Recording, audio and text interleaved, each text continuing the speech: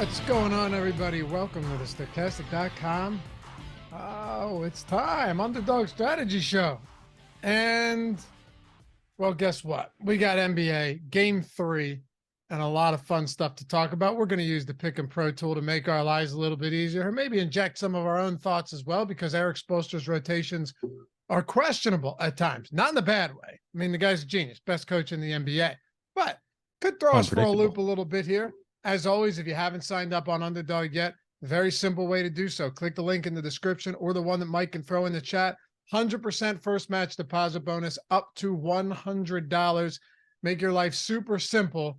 Just out of the gate, double your bankroll and you're in business. Whether it's 10, 20, 50, 100, whatever you put in up to 100, it's going to be doubled out of the gate. Now you got twice as much to play with as you did before. So there it is. I'm Dave Loughran at Lafayette_D on Twitter with Neil Orfield at PlayerQDFS, rocking the XFL hat. What's up, bro? Oh, yeah.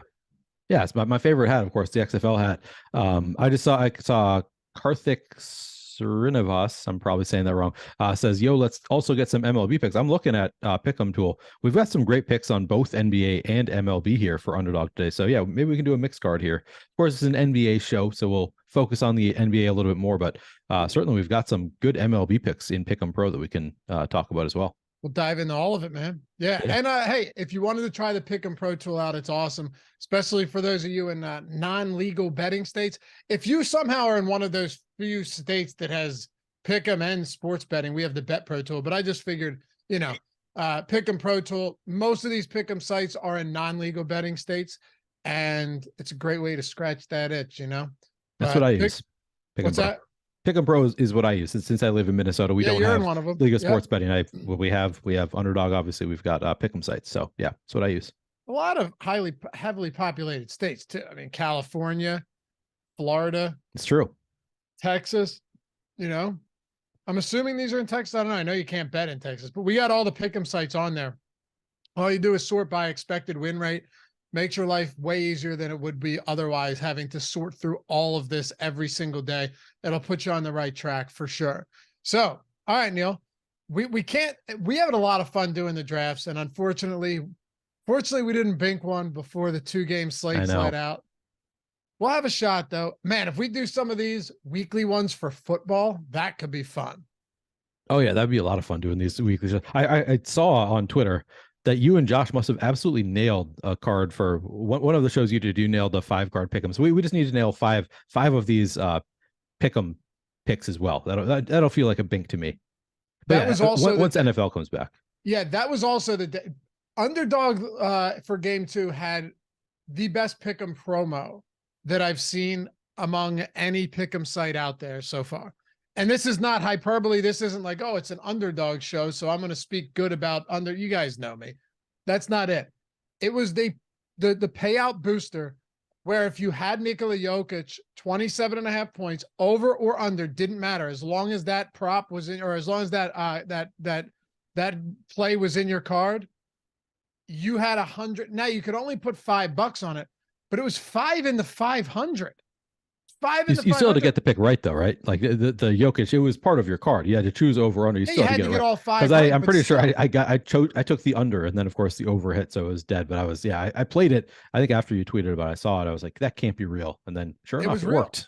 Yeah. And like $5 limit. Oh, still 5 in the 500 if you go 5 for 5. It was awesome. And all those tweets that you saw people sending at us, they all went 5 for 5 and turned 5 into 500. So that's insane. Yeah, that's awesome. It was a fun day, man. It was awesome to see that people signing up for Underdog for the first time and getting the absolute best promo possible. But we've got some basketball, game 3 of the finals. We got some baseball as well.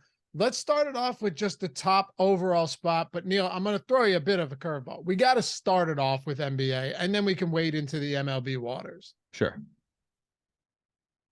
Ready. You're up, man. Oh, I thought you were gonna throw me a curveball like you were going to. I was saying you can't start. I was saying you can't start with MLB. You got to start with NBA. I thought you were gonna. I was waiting for a question. I was like, did Lofty just did I lose Lofty? What happened here? Yeah, I just short circuited. Yeah. I mean, I'm obviously going to go straight to Nikola Jokic over 12 assists. That is the top on the board for us 10 in terms assists. We got him projected at 12. Yeah. Sorry. Over 10 assists. Yeah. Sorry. I misspoke there. I like that one quite a bit. As you said, we've got him projected for 12. Jokic, of course, averaged 9.8 assists in 34.6 minutes per game in the regular season. We've got him at over 41 minutes tonight. Pretty easily, you can expect him to go over that 10 assists in terms of projection. As we said, we've got him at 12. He definitely crushed it in the last game. I know that I had the Jokic over assists last game. What did he end up with? Oh, no, he only had 4 last game. Must have been the game. Well, I'm thinking of the game before, clearly. Yeah, it was the last game he finished with 4 because he was dominating as a scorer, abusing Cody Zeller. That was the one where that was the one. Did you see it? Josh and I talked about it this morning. I don't mean to cut you off, but I'm curious if you saw this in the post-game interview. And thanks, Joe Miner. Appreciate the kind words. I think it was Ramona Shelburne asked if like they were intentionally just kind of letting Jokic score.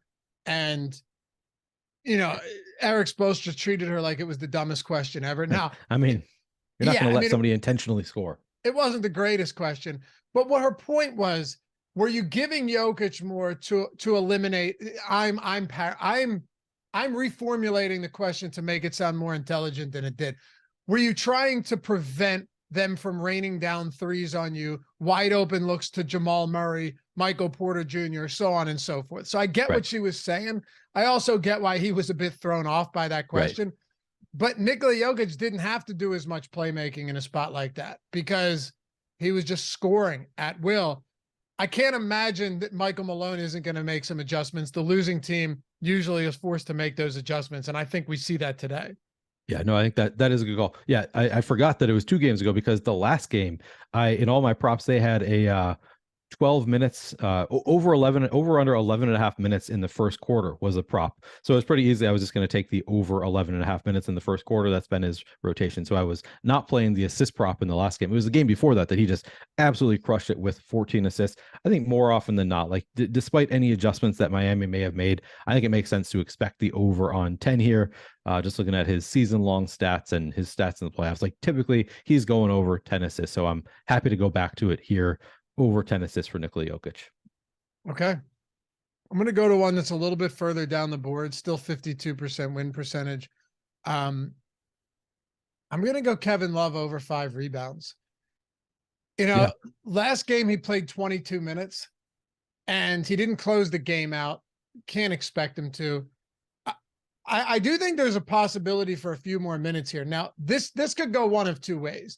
Eric Spoelstra could say, because I'm thinking, is it possible that Kevin Love could get back up center minutes? Maybe. Cody Zeller's been an absolute train wreck. He's been abused by Nikola Jokic. On the other hand, maybe you just play this as, and I'm not saying Spoelstra wants to do this, they still won the game, but if you go and look at the game flow every time Zeller came out, because all 8 of Zeller's minutes came with Jokic on the floor. He abused him, right? Yep. It was bad. Every time, if you look at the game flow, right? So it's just, you know, Miami up, Denver up, and then every time, Denver's at the bottom, right? Every time Zeller came in, it just went like that. And then Zeller came out and it went back up. Zeller came in, it just went down again. It wasn't good. So maybe Spoelstra looks to match Bam up more with Jokic and not give him those. I know it's only 8 minutes, but it was significant. That's possible.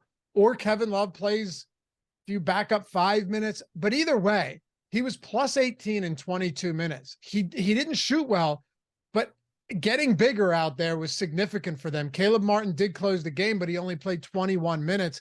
I think you're looking at a decent spot here for Kevin Love to get there. His last 2 games that he saw the floor, he had 6 and 10 rebounds, and he has 5 plus. So it's at 5 or it's at 5.5? 5, right? Yeah, it's at 5. And he has north of 5 in 3 of his last 6.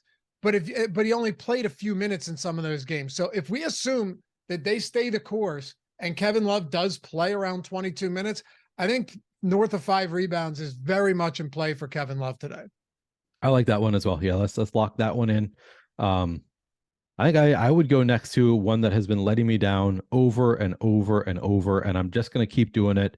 Aaron Gordon over half a steal. It's been insane how many games he's gone in a row without a steal. Aaron Gordon doesn't have a steal in his last, let's see, 1, 2, 3, 4, 5, 6, 7, 8 games, 0 steals for Aaron Gordon. In the regular season, he averaged 0.9 steals per, 0.7 steals per game. Okay, I misread this. I was thinking that he had 0.7 steals per game in 31 minutes per game. We've got him at 37 minutes here, even at 0.7. Like, you expect him to get a steal more often than not in 31 minutes per game. We've got him at 37 minutes here. So still looks really good, even though I misread what line I was on there. 0.7 steals per game, and now we've got him playing an extra 5.5 minutes here. You'd expect him to get at least 1 steal here. So I'm going right back to it. The over half a steal for Aaron Gordon, even though he keeps letting me down. I think that is just chance. I don't think that it's like a big change in the playoffs, the way he's playing, the way teams are playing him. I think it's really just kind of been unlucky. So I'm going right back to it. Okay. I love it. Now here, I want to try something a little bit different here. We just introduced the Pick Em package over on OddsShopper. And I mean, you guys could use whatever one you like more. It doesn't matter. Some people like the market-based approach like OddsShopper. Some people prefer projections-based approach, model that we have over at Pick 'em Pro. I'm not trying to confuse you. Personally, I use both for betting. You don't need to, but a lot of times you could find some really interesting stuff, and it's always the best when they line up with each other. So you could go to Pick 'em Pro, you could go to the Pick 'em package over on OddsShopper, look at the one that's market-based and projections-based. Sometimes they all line up and they're in sync with each other, and you go, okay, this is a good spot. So I haven't looked yet. I want to do this now. I'm going to go in. You can sort by any of these sites. So I'll sort by underdog, go to the Pick 'em table. Let's see what the top NBA spot is. All right, so on underdog, there are not many, if at all, plus EV spots for. And by the way, underdog pretty sharp with NBA stuff as well. No question about that. It really is. Like Jamal Murray under 37.5 PRA is the closest one you're going to get to. So I'll probably stay away from that. I don't mind taking a peek at some baseball though. Yeah, let's do some baseball. I saw in terms of Pick 'em Pro, we've got some very nice spots in baseball here. Dude, what's the one you see that you like the most? I mean, the top one on the board is Ellie De La Cruz. I'm refreshing right now to make sure that it's still available there. But still there. We have Ellie De La Cruz under 1.5 total bases. I mean, yeah, he's a great prospect. Very exciting having him up there, but 1.5 is kind of a high line for total bases. We have him, might confuse people. We have him projected at 1.5. total bases, and we still have it winning 63% of the time. That's because often if he does get more than 1.5 bases, it's going to be way more than 1.5 total bases. Whereas the days that he doesn't get 1.5 total bases, obviously the lowest he can get is 0. So there's a lot more room for upside. It's just a median versus mean kind of situation here, where we have his mean is going to be 1.5, but his median is going to be lower. So I like taking that under on 1.5 total bases for Elly De La Cruz. His second career game at the major league level. Yeah. Yeah. And he did well yesterday. What's up? He did well yesterday. Yeah, 1 for 3 with a double. The guy has insane potential. There's no denying that. He walked twice. He's got some speed. He's batting cleanup, but he had 11 stolen bases at the 12 stolen bases, 11 home runs at AAA this year. But I do like the under 1.5 there. You're talking about a young prospect making his second start. Yeah. Obviously, Syndergaard is far from what he used to be, but I don't mind that. We have it at 63%. I'll take that all day long. Do we have any strikeouts here? Let's see. Any good strikeout props? Yeah, or plays? What's that? Not really at the top. We've got Jack Flaherty under 5.5 is our best strikeout prop on Pick 'em Pro. Let's take a look at that. Let's dig into that for a second. Jack Flaherty under 5.5 strikeouts. We have a 56% expected win, 5.2 projection on him. All right, let's take a look here. And if you guys have anything you love, throw it to us in chat. We can discuss that as well. Still got plenty of time to go through some of these. Jack Flaherty, 23% K rate. It's not bad, slightly above league average. 10.8% swinging strike rate. But against Texas, I really don't hate this, actually. Yeah. I mean, strikeouts are just more projectable in general, so I typically like going to strikeout bets. Texas, and another thing too is Texas has middle of the road K rate against right-handed pitching this season, but also they have a 185 ISO against righties, which ranks third highest, 187, 120 WRC plus. That's sitting second behind only the Tampa Bay Rays this year. Weighted on base average of 344, also second best in baseball. So, it's also possible that Flaherty doesn't get particularly deep into this game. Yeah, I don't mind that. All right. I don't mind that at all. He's also gone under 5.5 strikeouts in 1, 2, 3, 4 of his last 6. Let's plug that in there. I kind of like that. The more I look at it, this is a really good Texas offense. Yeah, not an easy matchup there. Yeah, I like that. I want to plug it in. I'm doing it on my phone right now, trying to find all these bets and realizing just how many props there are available on Underdog. I'm struggling to find them. It's like taking me a minute. All right, nice. All right, so I'm gonna play that one in mine. I think Mike does not have access to my account. I always forget that when Mike is on shows. I think he doesn't do a ton of these Underdog shows, so I don't think he has access to my account. Is why it's not on the screen right now. But I'm about to put in. Oh. Can you pull that up so we can take a look at all the bets, and I can, if you haven't done it, I can remind you what they are. You can keep going while we get that set up, Neil. Oh, I mean that's the fifth pick that we have here. So I was just was that 5? Yeah, that was 5. All right, so yeah, we've got the higher on 5 rebounds for Kevin Love, higher on half a steal for Aaron Gordon, higher than 10 assists for Nikola Jokic. And then the 2 baseball picks that we liked are Elly De La Cruz, lower than 1.5 total bases, and Jack Flaherty, lower on 5.5 strikeouts. Okay. All right. Which I think is a nice card. Pretty good odds across the board there. I like it too. Yeah. It's tough looking at some of these because you get into the finals and so many of these guys in the NBA are playing massive minutes. The one thing though that always throws you for a loop with Miami, because I don't want to say Denver is, it's going to be status quo every time. Right. But it's more likely than not, you're going to have a lot of the same. Jokic is going to close. Murray's going to close. KCP. Porter didn't until the very end of that game because his defense was just atrocious. But like Aaron Gordon's going to be out there. Maybe you get the Bruce Brown, but it's never going to be Jeff Green or Christian Brown or anyone like that. They're running only 8 players in the rotation. But with Miami, outside of Bam and Jimmy Butler, Who can you confidently say is going to close for that team? Do you know what the closing lineup was for Miami in game 2? No, what was it? It was Bam Adebayo and Jimmy Butler, Kyle Lowry, Caleb Martin, and Duncan Robinson. Wow. Okay. Yeah, that's So true. it can be anything. We've seen times where Caleb Martin and Kyle Lowry, or I'm sorry, Gabe Vincent and Kyle Lowry are playing significant minutes alongside of each other. So that is one of those spots where if you have a lean, it could be worth it could be worth hitting. Like if you have a lean on a Caleb Martin or something, then you're taking it into your own hands. But with Martin, all right, so points, 8.5 points. We have the under at 50%, and obviously the over 50%. I would lean under on that. Only attempted 3 field goals last game. I'm not convinced that he closes, and if that's the case, looking at his first half rotation, you're probably not even getting the 21 minutes. I mean, it's also possible he plays 30. Who knows?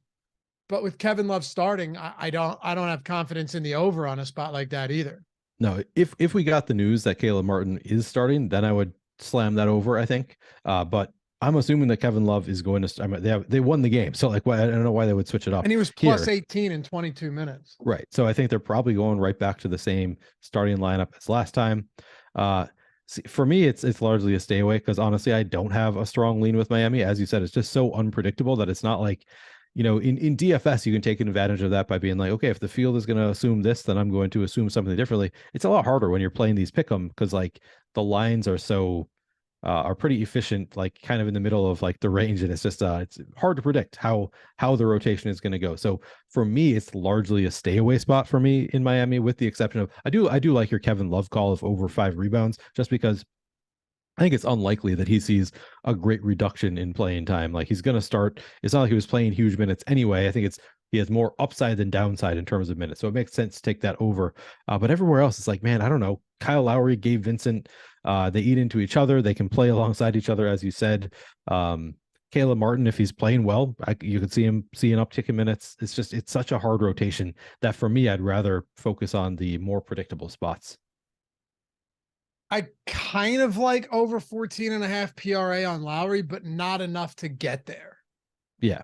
Right, like, go ahead. Like I have leans, like there are some that I have like slight leans on, but I just like you said, like, yeah, I kind of like that, but like not enough that I really want to make the bet.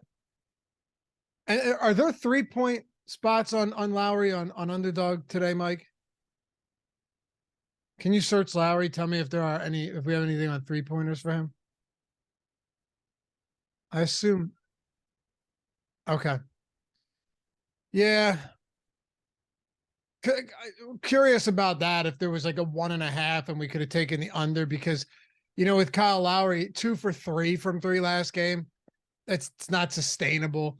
3 for 6 the game before that, but that was also just straight blowout towards the end of that game 1. And he was just jacking up threes without any regard. So yeah, I don't know, man. I'm not really sure that there's anything from Miami that stands out enough to me for me to go, hey, I want to gamble on this guy getting additional run or this guy not getting the minutes. If anything, I think I'd probably be shorting Caleb Martin props, specifically in the point range. That's probably where I'd end up going if I had to. Yep. I think that makes some sense. And yeah, I think we're on the same page there. I'm looking at like Jimmy Butler. Do we want to take any Jimmy Butler? The assist line for Butler is up to 6.5. Now it had been 6. We still have it slightly positive EV. We don't have any like steals and blocks props that we can do here. So I don't even know that I want to go to Butler. I think that if I were going to go to a Butler prop, I mean, the 2 that we have highest EV, we have under 7 rebounds or over 6.5 assists. Which one do you be more inclined to go to if you want to play a Jimmy Butler prop? I mean, I almost want to go under on 6.5 assists for Jimmy Butler. I know we've got it at 51% to the over. So it's like, it's basically a 50-50 proposition. Yeah. So I know he's gone over in each of those last 2 games, but he hasn't shot particularly well. I think you could see one of these takeover type games from Jimmy Butler. Not to say that they win, but begin to see some of that volume that we saw early in the Boston series. I bet under on Jimmy Butler at I think it was plus, I forget what it was, but Here you're getting 6.5. We got him projected for 6.7. We can't do steals anymore for Butler, right? They No, probably don't even. that was fun while it lasted. That was a print fest. That was just take. And then you know what's funny? Ever since they got rid of it, he stopped doing it. Like ever since he really? got rid of it, yeah, he said 1, 2, 3, 4 of his last 6, he's gone under 2 steals. Okay. But for a while there, he was smashing that. I mean, number. I think the first time that you and I bet it, it was like the line was 1.5. And he got like 6 steals or something ridiculous. Yeah. Yeah. And then he did it again and then they pulled it. Yeah. And I think they had steals plus blocks, but weren't offering just steals. I don't know. I'm looking to see if there's anything else here that's viable. One that I've been doing fairly consistently, and it's also been crushing me, like the Aaron Gordon, is the under on 4 assists for Bam Adebayo. Looks good all the time. He's just been lately. He's been getting like last game he got 4 assists. Game before that 5. Game before that 7. Game before that 5. And then if you look like his previous 3 before that 3-0-2, like back to like more Bam like. And I can't tell if it's like a difference in how they're playing, or if it is just kind of happenstance that he's been getting over the assists lately. But that's one that from Miami, I think that is still the one that I'd be most likely to go to that we haven't already bet, is the under on 4 assists for Bam. We do have it hitting 60% of the time. So I think that more often than not, we can expect it to hit. It's been frustrating lately. I'm trying to see how many potential assists he's averaging in the finals. 7.5 potential assists per game. Yeah. Do you know how that compares to like regular season? I'll pull it up now. This is just in the finals, but I can pull it up. What are the games that what are the games that you mentioned he'd been going over? Give me the dates in those and I'll pull it up. All right. So the dates that he has been going like you said recently he's been hitting the over consistently, right? Yep, it's been the past 4 games. So it's been what's the first date on that?